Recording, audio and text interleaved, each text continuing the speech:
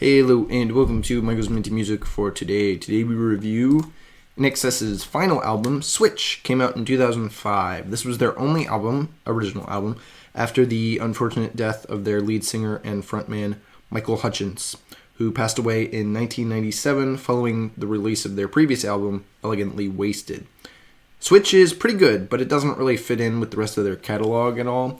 It's pretty much on its own. It's great, I think, but it's not the same as any of their other albums, really, at all.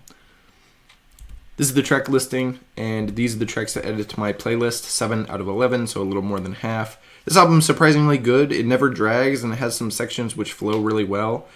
The opening is really good, in my opinion. It's a couple of hype-up songs, and then balanced out by the third track, Afterglow, which is a little bit slower.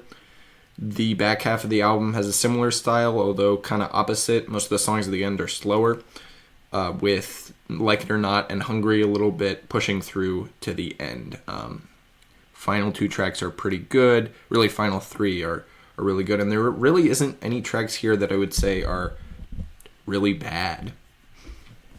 The style is a pretty generic sounding early 2000s rock. But INXS makes it work through experience, right? They've been working, this is, after them playing for 25 years. So this album would sound not great if it was a debut, but as a final album after 20 years of, being in the industry, I think they really make it work a lot better than it has any right to be, really. The album doesn't have a ton of range, but it's still got good enough variety that it doesn't get boring. There's a couple of songs on here that do sound the same, and if you've heard a lot of tracks that are sort of the early 2000s rock sound, you're going to think that a lot of these songs are the same. But overall, I would say it's got a good enough variety. It's not all the same, although there are only probably 3 or 4 different tracks on here. There was only one single released before the album, second track, Pretty Vegas, and none of these tracks were on the radio at the time. One of the big problems with this album is the lyrics are really not great. The music's good, the lyrics are pretty cheesy, and it sounds like lyrics from a debut, and it works musically, but not lyrically. My favorite track here is probably Like It or Not, 9th track. It's got a great sound that helps push to the end of the album. Devil's Party and Pretty Vegas were also good. Starts off the album pretty strong.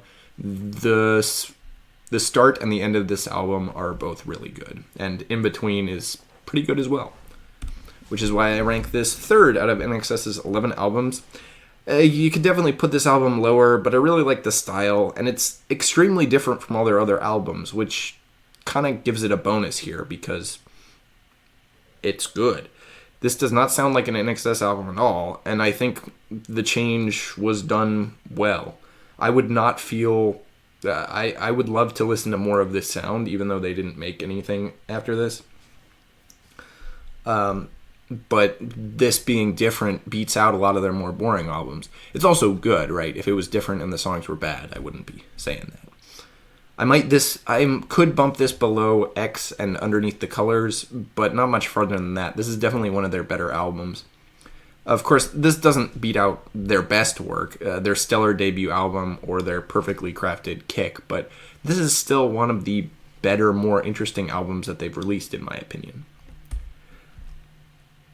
And, when it released, people didn't really like it.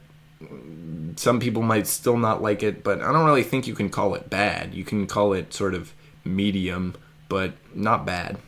Additionally, this is my favorite album from 2005, although it's the only album I've heard from 2005, so it gets that spot by default. This album's still great, though. It'll take a great album to unseat this. It's not impossible, but I don't feel that bad having this as my favorite album from 2005. It's a solid album. Next up is a Christmas album, The Veggietales, The Incredible Singing Christmas Tree, which released in 2005 as well. This review will be the last one of the year, and it's a little fun thing to do before I start listening to the next artist I want to hear. So, I'm going to keep that a secret.